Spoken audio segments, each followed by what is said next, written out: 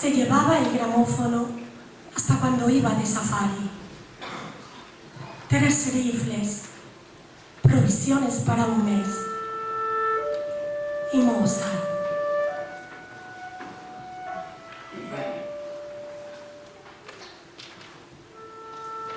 Él inició nuestra amistad con un regalo. Luego, poco antes de lo del sábado, me hizo otro. Un regalo increíble. La visión del mundo a través de los ojos de Dios. Y yo me dije, sí, ya comprendo. Así es como debe ser. He escrito acerca de todos los demás.